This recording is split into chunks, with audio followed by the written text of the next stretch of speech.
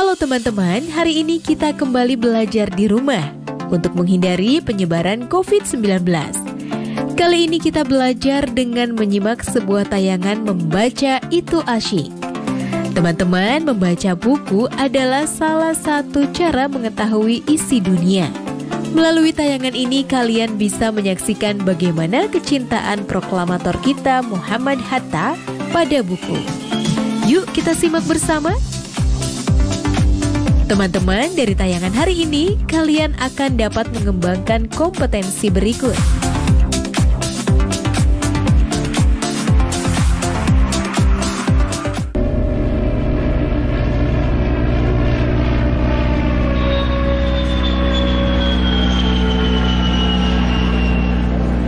Kita semua familiar dengan Bandara Soekarno-Hatta. Tapi mungkin kita lebih mengenal nama depannya saja atau bahkan menganggap itu hanya satu nama dan melupakan sosok di belakangnya. Tapi justru tanpa Hatta takkan ada bandara ini, Soekarno, bahkan bangsa ini. Dia salah satu pemikir terhebat yang bangsa ini pernah punya. Dialah Muhammad Hatta. Hatta itu sosok yang berbeda. Mungkin bisa dibilang juga gila. Ia lebih memilih mengangkut 16 peti bukunya dibanding 11 anak angkatnya. Kecintaan dia terhadap buku datang dari satu kejadian di masa kecilnya. Ia diberikan 3 buku oleh pamannya, di mana di sana ia menemukan bahwa ia bisa menjelajah ke mancanegara dan seolah mengobrol dengan tokoh-tokoh hebat dunia. Itulah hebatnya buku bagi Hatta, yang kemudian tumbuh besar, di mana buku berperan penting bagi hidupnya. Buku dan Hatta semakin tidak terpisahkan. Bahkan saat ia berkuliah di Belanda, kawan-kawannya pun sering meledek kalau Hatta lebih tertarik pada buku dibanding perempuan. Keisengan itu semakin menjadi ketika mereka menjebak Hatta dalam sebuah kencan dengan gadis cantik asal Polandia. Konon katanya, gadis ini bisa menggetarkan hati pria manapun. Tapi tentu saja, Hatta bukan pria biasa. Cintanya akan buku dan tanah air membuatnya bersumpah untuk tidak menikah sebelum Indonesia merdeka. Ya, ia memilih fokus membela tanah airnya lewat organisasi pemuda bernama Perhimpunan Indonesia. Organisasi ini bagai wahana perjuangan Hatta di negeri Belanda. Di koran-koran, ia menulis kritik dan pemikiran yang lebih tajam dari peluru senapan. Tulisan-tulisan itu bikin Belanda ketar-ketir. Berani-beraninya seorang bumi putra melawan, apalagi di negeri sang penjajah itu sendiri. Hatta lalu disegap, ditangkap karena dianggap menghasut kerusuhan.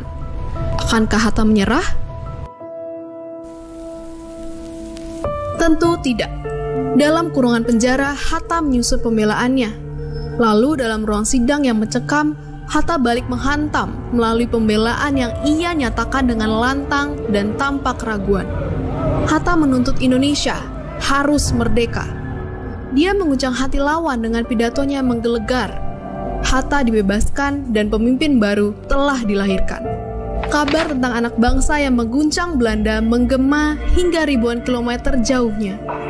Kelak, mereka akan bersanding bersama sebagai Dwi Tunggal yang memproklamasikan kemerdekaan negara Indonesia. Muhammad Hatta bukan hanya sekedar orang yang berada di belakang proklamator kita. Mereka berjalan beriringan dengan hubungan yang memang penuh benci tapi cinta. Terkadang mereka bertengkar hebat lewat kolom-kolom di media massa, saling mendebat pemikiran yang tak jarang berseberangan ketika Hatta mundur perlahan ketika perbedaan itu semakin sulit untuk disatukan. Tapi di balik itu semua, mereka adalah sahabat karib, pasangan sehati yang namanya sulit dipisahkan dalam sejarah perjuangan Republik ini. Hatta selalu setia bahkan sampai penghujung hidup sang sahabat yang sangat dicintai olehnya, Soekarno. Nah teman-teman, sudah menyaksikan tayangan tadi ya?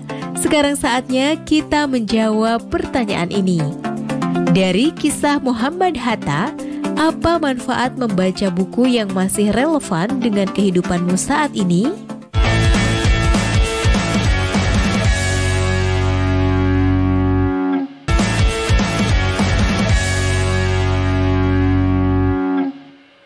pasti tidak sedikit dari generasi muda Indonesia yang bingung dalam mencari ide untuk memulai menulis. Padahal ini bisa dimulai dari hal yang kecil, yakni sesuatu hal yang disukai dan dicintai.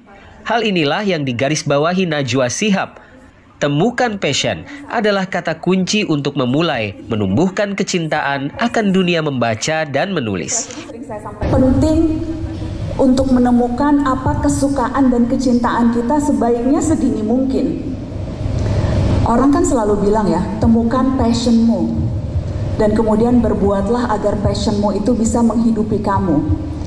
Tapi terkadang orang salah mengerti akan passion. Dipikir passion itu bisa didapat kayak kita mimpi, tidur bangun-bangun kayak dapat wangsit, ini passion saya. Padahal passion itu harus dicari. Passion itu merawat ketertarikan pada hal-hal kecil. Jadi jangan anggap enteng sesuatu yang mungkin kamu anggap, ini kan cuma hobi kecil-kecilan. Saya suka dengerin K-pop. Suka BTS. Saya ngefans sama Lisa Blackpink. Itu kecil, nggak mungkin itu jadi passion saya. Jangan anggap enteng loh. Suka musik pop Korea, cari tahu lebih banyak tentang orang yang kamu idolakan. Belajar tentang budayanya. Coba belajar bahasanya. Siapa tahu bisa dapat beasiswa sekolah di sana. Lebih lanjut, Najwa Shihab juga menekankan akan dampak dari negara yang telah berliterasi, yakni dapat bersaing dengan negara maju lain di kancah internasional. Najwa pun berpesan hanya memerlukan satu buku untuk dapat jatuh cinta dengan membaca. Cari buku itu dan mari jatuh cinta. Najwa menggarisbawahi terdapat beberapa cara untuk mengatasi rendahnya minat membaca masyarakat yang diakibatkan oleh rendahnya akses terhadap bahan bacaan. Perlu adanya kebijakan negara yang spesifik dan mendorong, seperti halnya dana desa yang bisa digunakan sebagiannya untuk membangun perpustakaan di desa-desa, ataupun membeli buku yang berkualitas. Tidak hanya itu, perlu diadakannya pelatihan membaca maupun menulis kepada para guru PAUD. Yang sering dilakukan pertama adalah memastikan akses terhadap bahan bacaan itu terjangkau sampai ke ujung-ujung. Karena kerap kali argumen yang juga kita dengar adalah bukan minat bacanya yang rendah, tapi akses terhadap bahan bacaannya yang tidak ada. Bagaimana orang mau suka main bola kalau bolanya nggak ada? Bagaimana kita bisa cinta baca kalau bukunya yang ada pun tidak menarik bahkan untuk dibuka? Jadi pertama itu, mari memastikan akses terhadap bahan bacaan bisa dijangkau sampai ke pelosok-pelosok. Cara memastikannya bagaimana? Yang paling efektif dan efisien lewat kebijakan negara.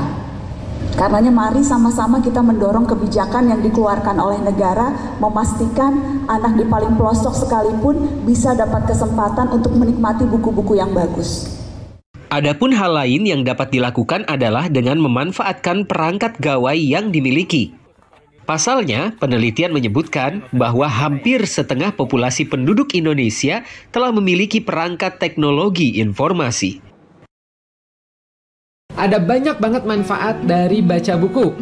Nah, dalam video ini saya akan mengulas pada Anda 7 alasan kenapa kamu harus membaca buku. Insya Allah selesai dari nonton ini meningkatkan keinginan Anda untuk membaca buku. Suka baca buku nggak? Nah, mumpung ya saat ini lagi banyak waktu yang harus dihabiskan di rumah, tidak ada salahnya Anda mulai menambah lagi buku-buku yang Anda baca. Manfaat pertama dari membaca buku adalah tentu saja akan menambah wawasan Anda, menambah pengetahuan, dan biasanya orang yang rajin membaca buku itu wawasannya pun lebih luas. Ya. Apalagi kalau buku yang dibaca itu semakin bervariasi. Contoh, misalnya buku psikologi dipelajari, buku tentang pengembangan diri dipelajari, buku tentang motivasi diri dipelajari, buku tentang, menambah untuk buku-buku lainnya pun itu dipelajari. Seperti misalnya tentang bagaimana cara mengajar secara daring, secara online, ya. Buku tentang bagaimana kisah orang-orang sukses itu bisa berhasil dan sebagainya, itu menambah wawasan Anda. Kemudian dengan baca buku akan meningkatkan daya ingat dan konsentrasi Anda. Ya. Udah cukup banyak penelitian yang membahas tentang ini. Jadi otak itu mirip dengan tubuh.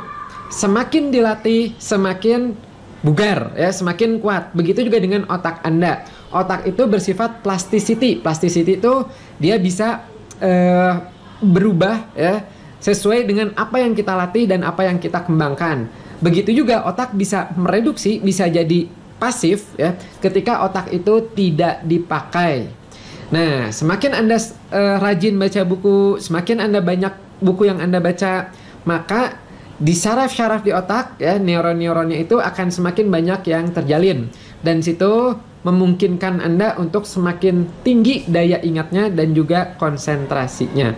Berikutnya yang ketiga adalah manfaat dari baca buku adalah meningkatkan jumlah kosakata Anda. Semakin Anda banyak baca buku, semakin menemukan kosakata baru ya. Ada bahasa-bahasa baru, ada istilah-istilah baru. Nah, itu bisa menambah perbendaharaan vocabulary Anda ya gitu. Nah, untuk mengetahui seberapa banyak kosakata yang Anda miliki, tidak ada salahnya bisa dilatih dengan mengerjakan games seperti teka-teki silang, tebak kata ya, itu bisa membantu Anda mengecek seberapa banyak kosakata yang Anda kuasai.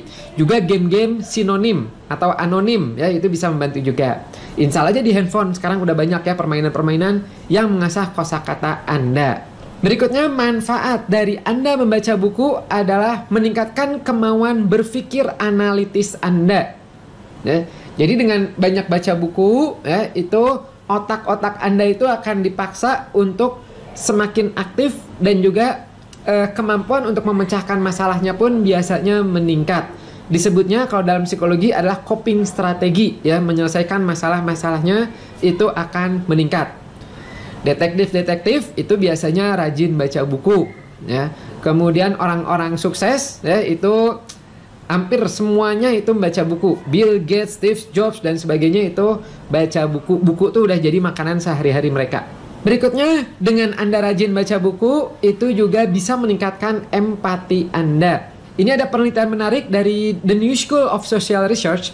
Itu menyebutkan bahwa dengan membaca buku, terutama buku-buku fiksi, itu dapat membantu seseorang untuk memahami apa yang dipikirkan oleh orang lain dan emosi yang disajikan. Jadi ini bagus ya untuk melatih emotionsnya Anda. Baca buku. Kemudian ini yang saya suka adalah ternyata dari penelitian adalah ketika orang itu rajin baca buku, ternyata bisa mengurangi tingkat stres hingga 60%. Baca buku itu bisa mengurangi denyut jantung ya, jadi kalem, relax gitu, sehingga ini berdampak juga pada kesehatan tubuh ya, karena tidak banyak stresnya. Baca buku ya. Kemudian satu lagi adalah dengan Anda rajin baca buku, itu bisa mengurangi potensi ke arah Alzheimer, terhindar dari Alzheimer. Kalau dari penelitian yang saya baca itu lumayan, sampai 2,5 kali lebih rendah dibandingkan orang yang jarang baca buku. Nah, apa sih Alzheimer ini? Alzheimer tuh biasanya mudah lupa, mudah pikun ya, suka disebutnya pikun. Alzheimer nih kalau dari yang saya baca lagi itu tidak bisa disembuhkan, tapi bisa dicegah. Nah, dicegahnya bagaimana? Nah, salah satu cara yang efektif untuk mencegah Alzheimer itu adalah dengan baca buku. Ini kalau saya ngelihat dari analitis di YouTube-nya saya ini, paling banyak penontonnya adalah usia dari 18 tahun sampai 35 tahun. Berarti usia-usia kurang lebih masih remaja akhir atau dewasa awal ya. Mumpung usianya masih muda, banyaklah baca buku sehingga terhindar dari Alzheimer ini.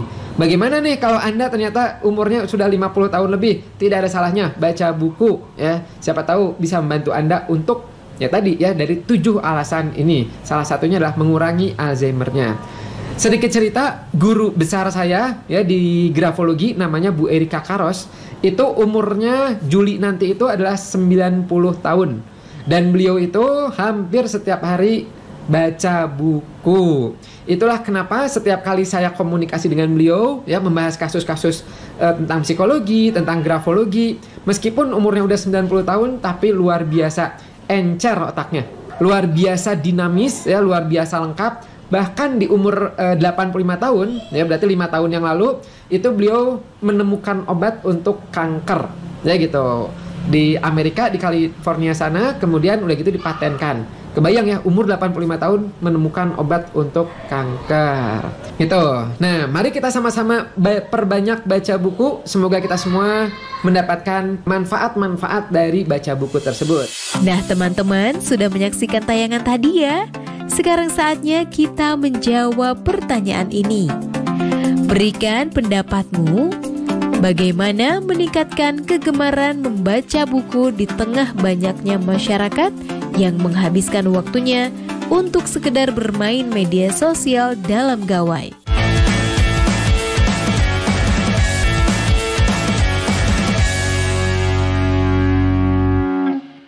Pada sebuah studi di 61 negara, Indonesia menempati ranking 60 setelah Thailand dan sebelum Botswana dalam hal minat baca.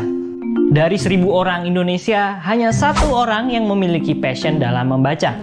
Sementara, menurut Mihai Csikszentmihalyi, membaca merupakan salah satu aktivitas yang dapat membawa kita pada flow state. Artinya, membaca dapat menjadi sesuatu yang menyenangkan dan tak jarang dapat membuat kita lupa diri dan lupa waktu pada saat melakukannya. Tapi, gimana caranya? Berikut adalah 5 hal yang dapat membuat membaca menjadi mengasyikkan. Pertama, pahami gambaran umum dari buku tersebut. Membaca gambaran besar dari apa yang akan disampaikan oleh sebuah buku dapat membuat kita lebih menikmati paragraf demi paragraf yang akan disampaikan. Makanya, kita suka mencari review suatu buku sebelum membacanya. Kalau untuk buku non-fiksi, kita dapat melihat daftar isinya terlebih dahulu, atau melakukan skimming atau membaca cepat untuk mencari ide pokok dari suatu bacaan. Ketika kita memiliki bayangan gambar akhir yang akan dibuat, akan ada keseruan ketika menemukan keping-keping puzzle-nya. Kalau untuk buku fiksi, terkadang kita justru menikmati kejutan-kejutan dari bergulirnya jalan cerita. Ada orang-orang yang benci dengan spoiler atau bocoran cerita. I am your father.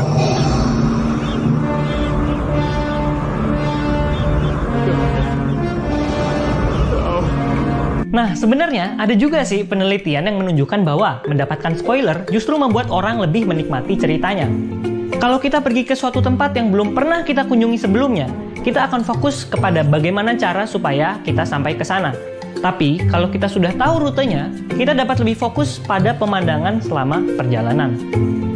Nggak heran, terkadang kita suka membaca atau menonton suatu cerita fiksi berulang-ulang, karena ada hal lebih detail yang bisa kita dapati. Kedua, akrabkan diri dengan istilah yang digunakan.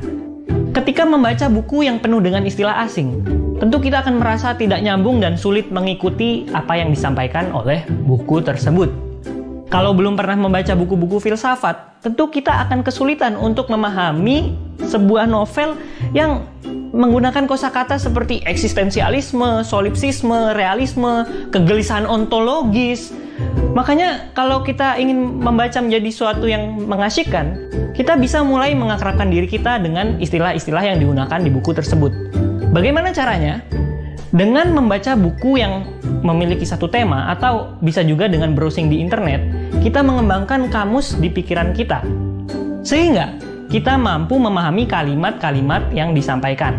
Misalnya, sebelum kita membaca novel The Martian, kita dapat mengunjungi halaman Wikipedia yang membahas seputar astronomi dan astrofisika. Ketiga, cari keterkaitan antara cerita di buku tersebut dengan diri kamu sendiri. Menurut teori konstruktivisme, seseorang membangun pemahaman baru dengan cara membandingkan informasi baru dengan ide dan pengalaman yang sudah ada dalam dirinya. Sehingga suatu cerita akan lebih menarik untuk diikuti ketika kita dapat mengaitkannya dengan pengalaman pribadi atau hal-hal yang sudah kita ketahui sebelumnya. Dalam sebuah cerita fiksi, kita sering mencari-cari kesamaan antara diri kita dengan tokoh yang ada di dalam cerita tersebut. Sehingga kita juga dapat membayangkan bagaimana sih menjadi karakter di cerita tersebut, serta pilihan hidup apa yang akan diambilnya. Kalau untuk buku non-fiksi, itu sama juga. Ketika membaca buku tentang financial planning, kita dapat membayangkan pengalaman kita ketika jadi bokek karena impulsif beli barang-barang atau karena kebanyakan main. Nah, kalau dalam memahami buku-buku perkuliahan, kita dapat membayangkan sebuah algoritma pembelajaran mesin seperti permainan tebak-tebakan, atau mungkin mencoba memahami konsep-konsep fisika dengan pengalaman-pengalaman cinta. Keempat, baca buku dalam suasana yang kondusif. Untuk dapat menikmati aktivitas membaca, kita membutuhkan sebuah ruang untuk berkonsentrasi. Kita dapat pergi ke tempat yang nyaman dan tenang untuk membaca, dan kalau perlu, kita matikan HP untuk sementara waktu. Ada yang merasa nyaman membaca dengan iringan musik, tapi ada juga yang merasa lebih nyaman tanpa suara. Dan bagi beberapa orang, membaca di kereta dengan sedikit suara berisik dari kereta dan orang-orang di dalamnya juga dapat membantu kita untuk lebih fokus. Kelima, pegang kendali dalam membaca. Perlu diingat bahwa membaca membutuhkan suatu keterampilan. Setiap orang memiliki level skill membaca yang berbeda-beda. Tingkat kesulitan dari berbagai buku pun beragam. Pada akhirnya, untuk membuat membaca menjadi sesuatu yang mengasihkan, kita perlu mencari buku yang tingkat kesulitannya pas dengan kita. Misalnya, kalau belum bisa baca novel yang panjang dan rumit, baca aja novel-novel yang ringan dulu atau kumpulan cerpen. Atau sebelum baca buku The Wealth of Nations, On the Origin of Species, atau kitab-kitab agama yang tebal, kita bisa membaca ringkasan-ringkasannya terlebih dahulu. Kita juga nggak perlu tertekan untuk membaca buku yang semua orang baca. Pada akhirnya, kalau kita mau asyik membaca, kita membaca hanya untuk kesenangan semata. Nggak perlu diburu waktu dan nggak perlu diburu gengsi. Nah teman-teman, sudah menyaksikan tayangan tadi ya? Sekarang saatnya kita menjawab pertanyaan ini. Apa dampak negatif jika banyak generasi muda Indonesia yang tidak suka membaca buku? Sekarang tetap belajar dari rumah ya teman-teman. Jaga jarak, rajin cuci tangan, dan pakai masker agar kita bisa mencegah penyebaran COVID-19. Sampai jumpa. Yuk bantu Kemendikbud menjadikan program belajar dari rumah di TVRI lebih baik dan menyenangkan untuk kamu. Ikuti survei evaluasi program belajar dari rumah di TVRI dengan membuka laman s.id/surveybdr. Untuk kamu yang berada di daerah 3T, terdepan, terluar, dan tertinggal, bisa mengikuti survei lewat SMS gratis dengan mengetik BDR, kirim ke 93456.